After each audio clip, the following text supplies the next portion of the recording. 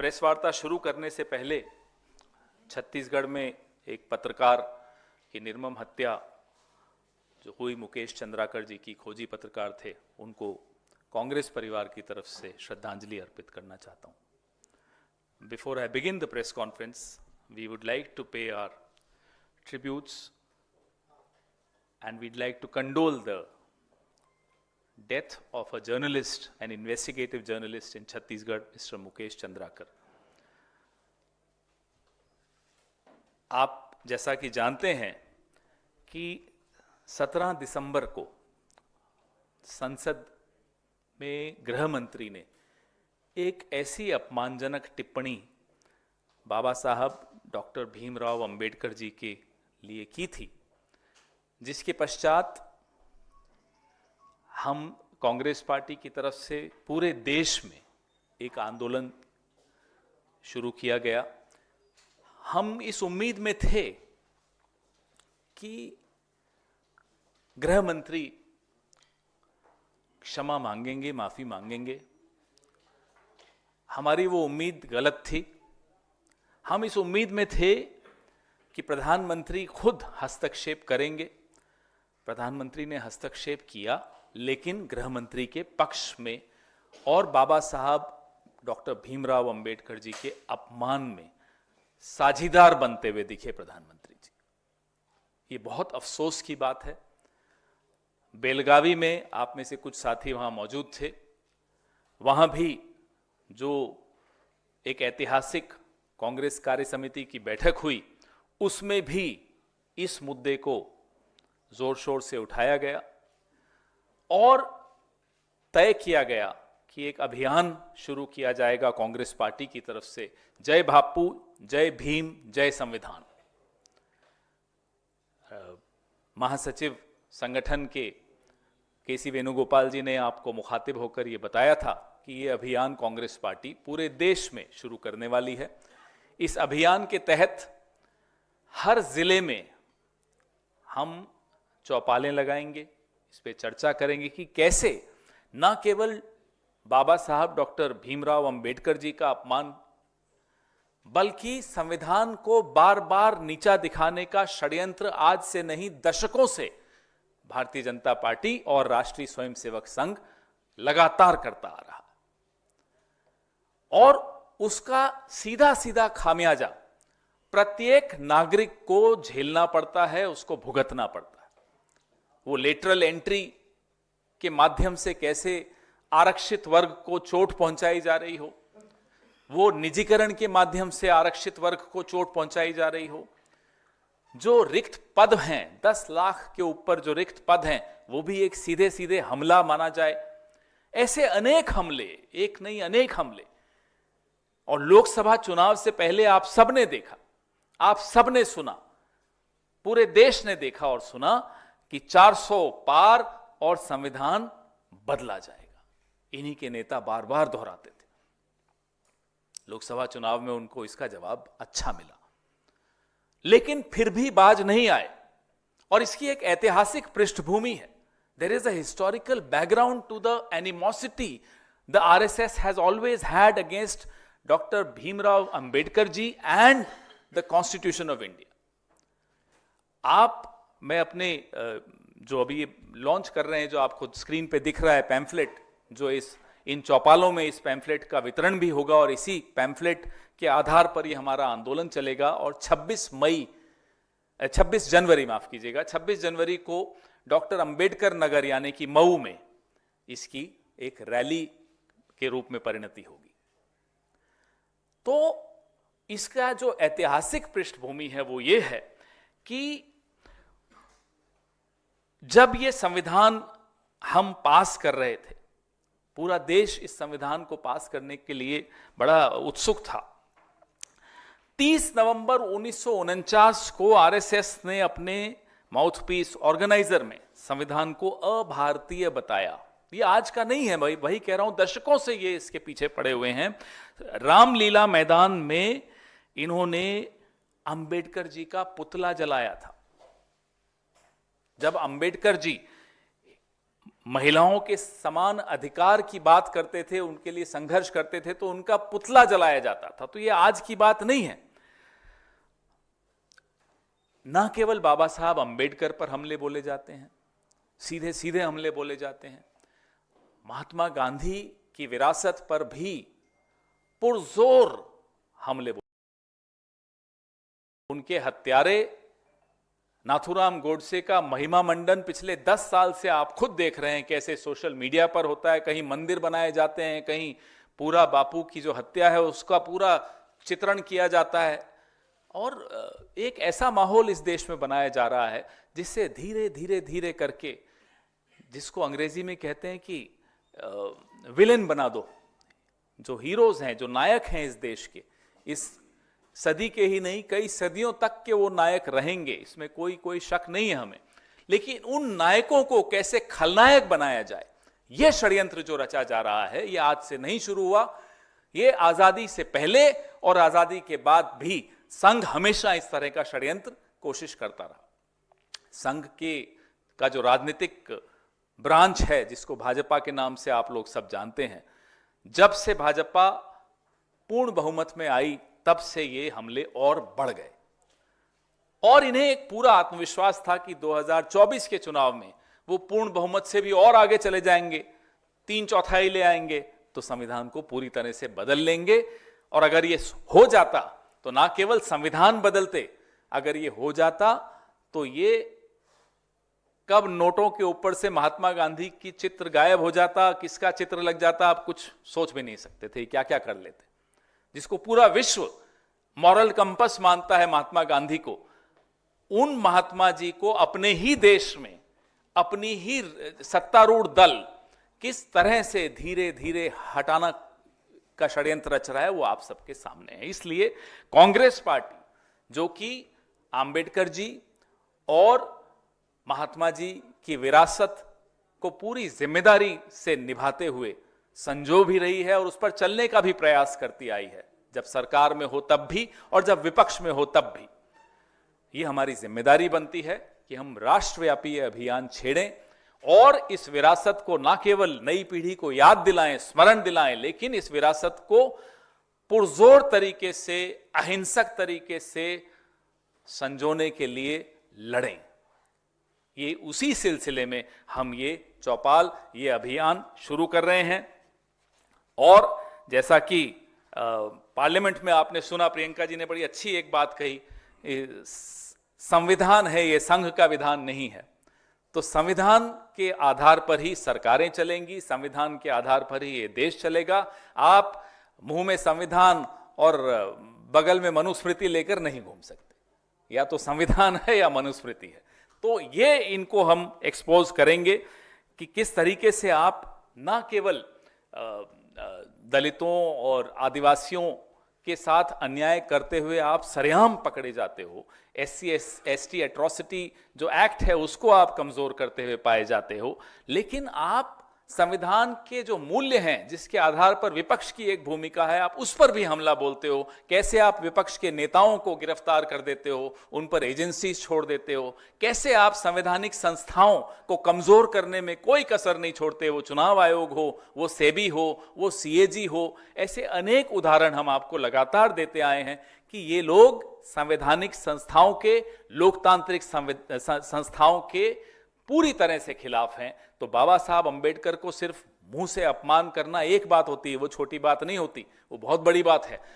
लेकिन साथ ही साथ बाबा साहब अंबेडकर के जो संविधान हैं और उस संविधान के आधार पर जो बनी हुई संस्थाएं हैं, उन पर भी आप कुठाराघात करते हो, उन पर भी आप हमले बोलते आए हो, तो ये बर्दाश्त नहीं होगा। इसके खिलाफ आंदोलन शुरू हो चुका है।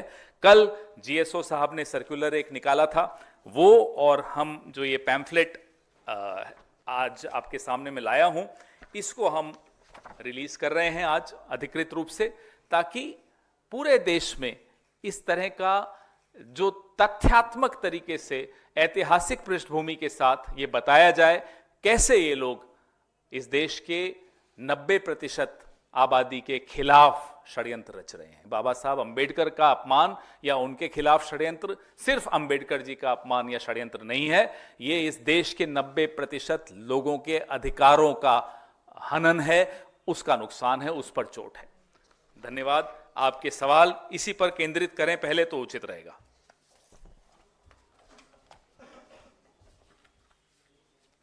जी, 26 जनवरी तक का कार्यक्रम तो आपने बताया, 26 जनवरी 2025 से लेकर 26 जनवरी 2026 तक का भी कोई कार्यक्रम है? वो भी बताया जाएगा। पहले इस कार्यक्रम पर तो इसको कवरेज तो दो, पहले इस कार्यक्रम को, तो पहले इस पर 1 महीना देखते हैं आप कितना कवरेज देते हो, उसके बाद आपको वो भी जरूर जानकारी दी जाएगी। लंबा कार्यक्रम है, पूरे साल का कार्यक्रम है, क्योंकि ये जो संघर्ष है हमारा भारत जोड़ो यात्रा से शुरू हुआ और ये संघर्ष चल रहा है, चलता रहेगा।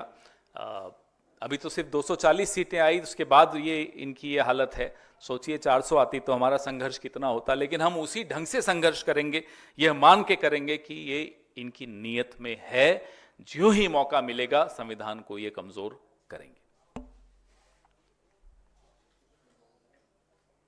पूछिए, इसी पे पहले इस पे नो, वो भी करिए। आप तो संघ के विधान पे जरूर पूछेंगे।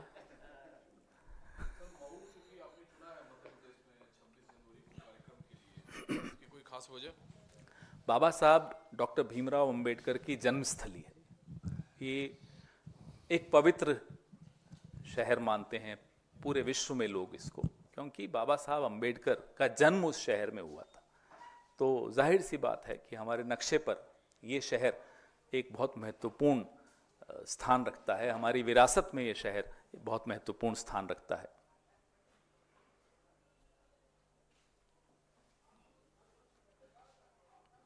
हाँ जी, पूछिए, और पूछिए, पूछिए पूछिए। आरएसएस प्रमुख मोहन भागवत ने कहा है कि डंडा चलाने का उद्देश्य झगड़ा नहीं, लेकिन कोई आ जाए तो इलाज करना पड़ता है। उन्होंने स्पष्ट किया कि हम झगड़ा नहीं करते हैं, लेकिन यदि कोई आ जाए तो उसका इलाज करना पड़ता है। वो तो मोदी जी को धमका रहे हैं, अमित शाह को, हमें नहीं मालूम किसको ये कहकर डराए जा रहे हैं। आपस में इनके झगड़े चलते रहते हैं, चलने दीजिए। ये नूरा कुश्ती है, हकीकत है, हमें नहीं मालूम। जिसको डरना है वो भाजपा में वो डरे।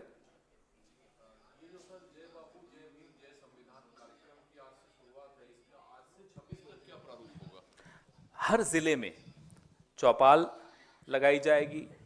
हमारी जो संगठन है वो हर जिले में उसका चौपाल लगाएगा, इस पे पूरी चर्चा होगी।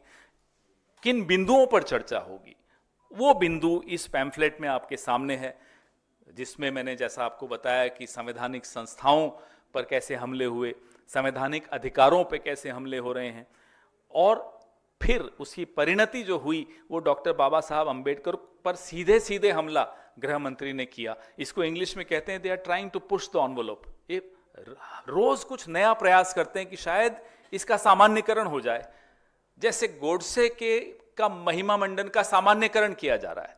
गांधी जी के खिलाफ आग उगलने का आज से 15 साल पहले कोई सोच नहीं सकता था, लेकिन उसको भी नॉर्मलाइज किया जा रहा है। तो धीरे धीरे ये क्या कर रहे हैं कि अंबेडकर जी को, महात्मा जी को, पंडित जवाहरलाल नेहरू को, इन सबको डिमोनाइज कर रहे हैं। अंग्रेजी में फिर एक शब्द इस्तेमाल कर रहा हूं, और उस डिमोनाइजेशन को नॉर्मलाइज कर रहे हैं, उसका सामान्यकरण कर रहे हैं कि ये नॉर्मल जो संवाद होता है उसमें ये बात आ जाए कि गांधी जी ने गलत किया, अंबेडकर जी ने गलत किया, संविधान गलत है। ये सब षड्यंत्र का हिस्सा है। इस षड्यंत्र को हम बेनकाब करने के लिए ये अभियान चला रहे हैं, शुरू कर रहे हैं। जो आपकी एलआई पार्टी है अलग-अलग राज्यों में, पार्लियामेंट की तरह क्या वो बाकी पार्टियां भी? कांग्रेस पार्टी का अभियान है।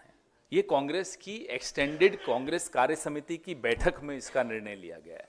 जाहिर सी बात है कि कांग्रेस का कार्यक्रम कांग्रेस के लिए लागू होता है, कांग्रेस के वर्कर्स पे लागू होता है, कांग्रेस के ऑफिस बेरर्स पे लागू होता है। सर, आप कह रहे हैं कि जो फाउंडिंग फादर्स हैं उनको डिफेंड किया जा रहा है, ह्यूमनाइज किया जा रहा है। क्या नए आइकन्स भी बनाने की कोशिश हो रही है? क्योंकि एक कॉलेज का नाम भी सावरकर के नाम पर रखा गया है, तो क्या नए आइकन्स को भी ये कोशिश भी ये लोग दशकों से कर रहे हैं, लेकिन नायक बनने के लिए कुछ करना भी पड़ता है। यूं ही थोड़ी कि कोई नायक बन जाता है। नायक बनने के लिए 9 साल जेल में रहे नेहरू जी। नायक बनने के लिए कितने कितने आमरण अनशन महात्मा गांधी ने किए हैं। अपने वस्त्र, पूरे ऊपर वाले वस्त्र त्याग दिए, एकदम साधारण जिंदगी में आ गए। नायक बनना आसान होता है। डॉक्टर भीमराव अंबेडकर जी ने क्या क्या नहीं सहा, तब जाकर नायक बनते हैं। एक नायक बनना, और वो नायक बनने के लिए नहीं कर रहे थे वो लोग एक जज्बे के साथ इस देश की हालात को सुधारने के लिए काम कर रहे थे, और सब कुछ न्यौछावर करने को तैयार थे, सब कुछ त्यागने को तैयार थे, तब जाकर वो नायक बनते हैं। इन नायकों को हटाना आसान है क्या? और नए नायक ऐसे बन जाएंगे, दिन में 5 बार कपड़े बदल के, मेकअप करके कोई नए नायक बन जाएंगे। जैसा मैं आपको बार बार कहता हूं कि जो बौना है वो दूसरों के कद से बड़ा घबराता है, अपना कद बढ़ा नहीं पाता। तभी कहां डॉक्टर भीमराव अंबेडकर, कहां महात्मा गांधी, कहां पंडित जवाहरलाल नेहरू, और कहां हमारे ये मेकअप आर्टिस्ट। अब मेकअप आर्टिस्ट को आप आइकॉन बनाना चाहोगे, नायक बनाना चाहोगे, हीरो बनाना चाहोगे, वो 2.5-3 घंटे की पिक्चर में तो हीरो बन जाएगा, लेकिन माफ कीजिएगा, देश का नायक बनना आसान नहीं है। आप 10 साल प्रधानमंत्री रह लो, 11 साल प्रधानमंत्री रह लो, 13 साल रह लो, उससे ज्यादा नहीं बोलूंगा, उतना ही रहेंगे, लेकिन उसका मतलब थोड़ी कि आप नायक बन गए। हां, इतिहास में आपका नाम दर्ज हो गया कि एक ऐसा व्यक्ति आया था, प्रधानमंत्री बना था, और उसने अपने 12 साल बर्बाद कर दिए, देश के भी और अपने भी। नहीं, अभी आप परेशान मत हो ना, अभी तो शुरू हुआ हूं। जो ही मैं मोदी जी पर हमला बोलता हूं, ये टॉपिक बदलते हैं।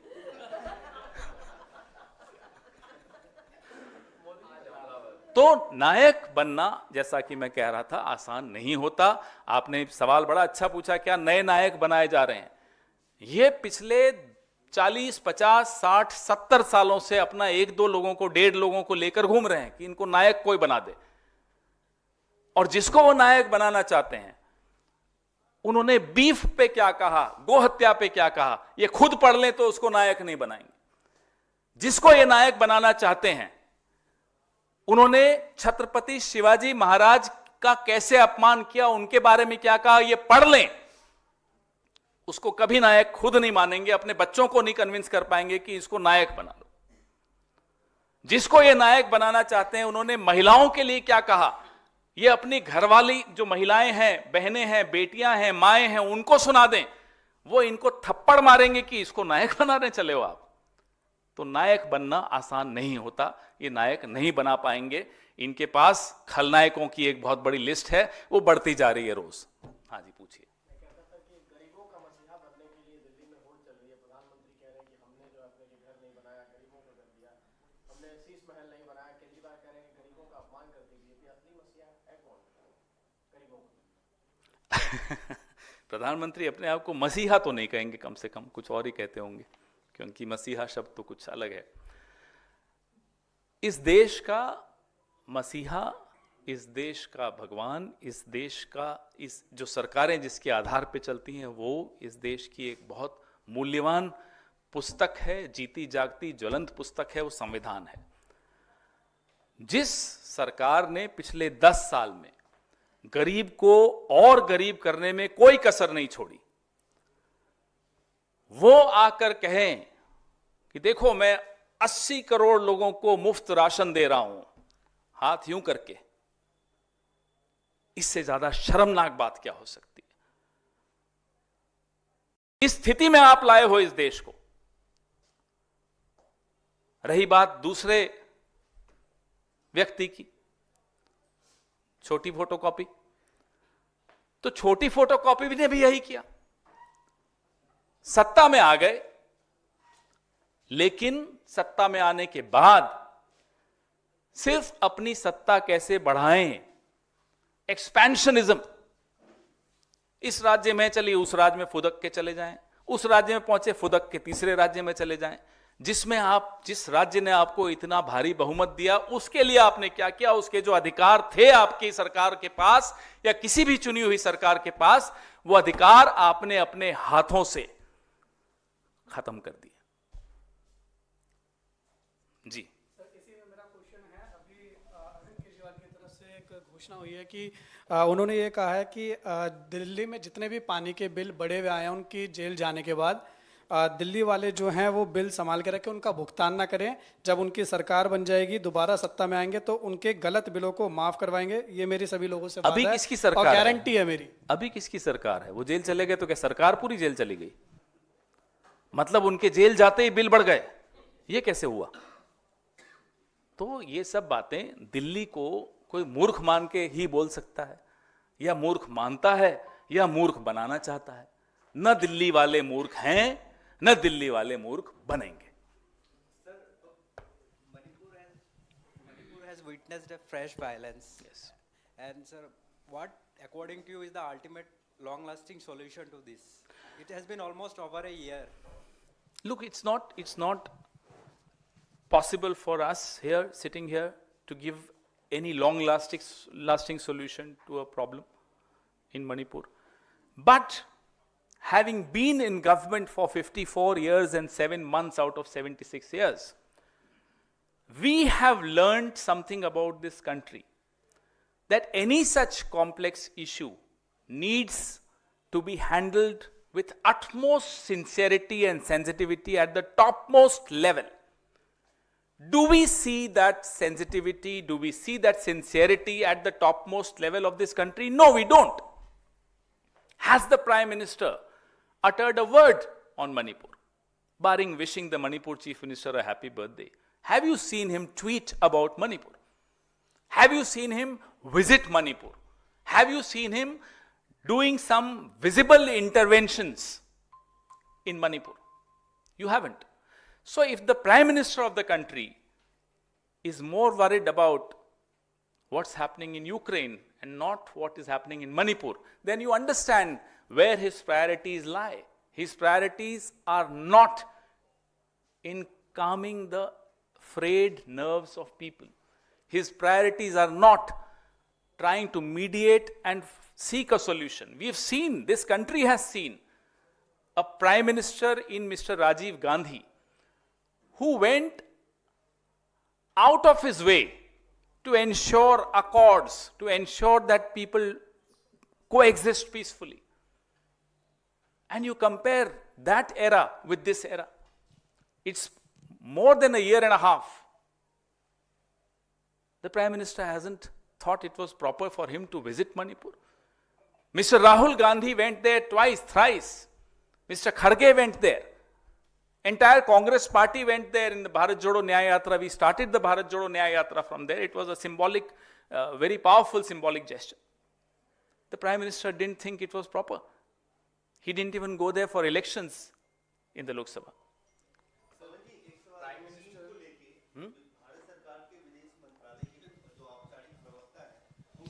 ये स्वीकार किया गया है कि चीन ने घुसपैठ किया है, 2 गांव या 2 जिले कुछ बनाया, वहां पे कुछ बस्तियां बसाई हैं।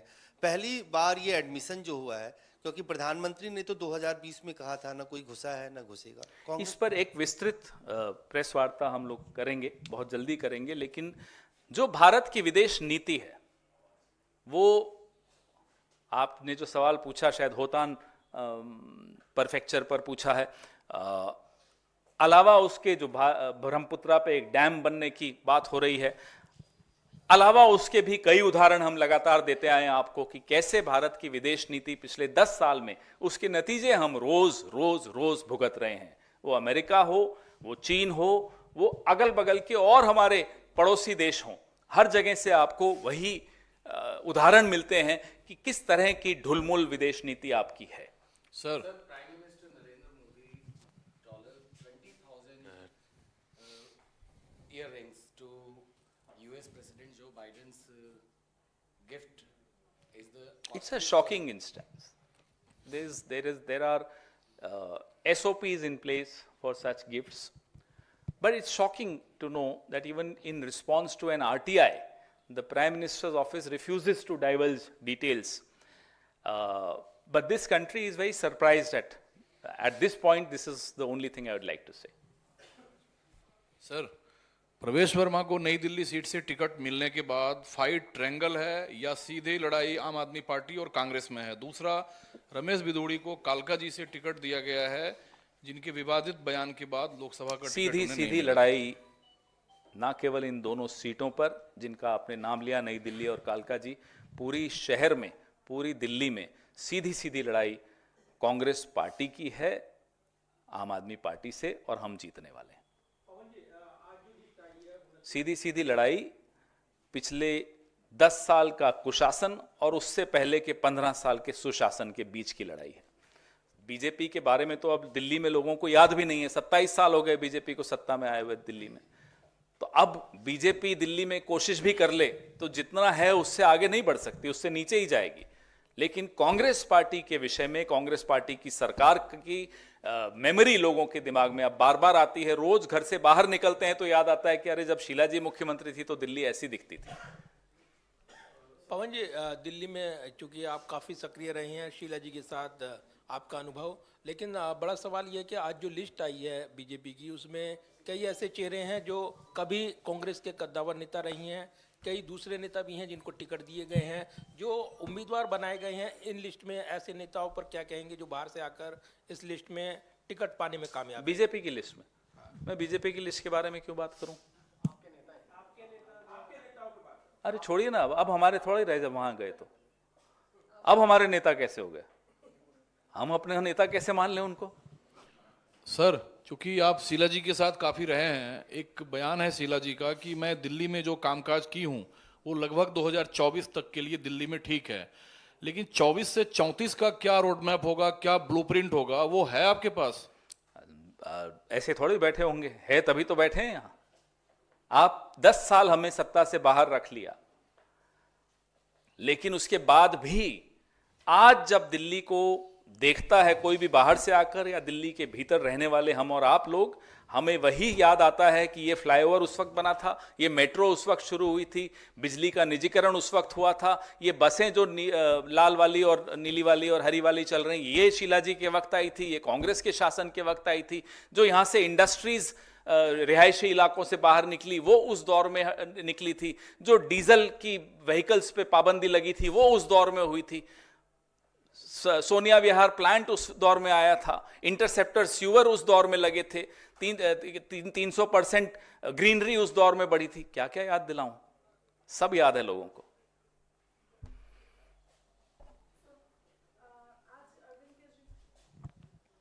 अरविंद केजरीवाल ने कहा है कि भाजपा और कांग्रेस को मिलकर दिल्ली में चुनाव लड़ना चाहिए और कांग्रेस को जनता के बीच जाना बंद करना चाहिए। क्यों डर गए? समझ में नहीं आई बात। आप जनता के बीच में नहीं जाना चाहते, मतलब क्या और लोग भी ना जाएं? जनता के बीच रहते हैं हम, जाना आना तो आप लोगों का काम है जो भ्रमण करते हैं। हम जनता के बीच में ही रहते हैं, तभी हमें मालूम है कि पिछले 10 साल क्या भुगता है यहाँ के लोगों ने, और उसका जवाब अब जनता देने को तैयार है।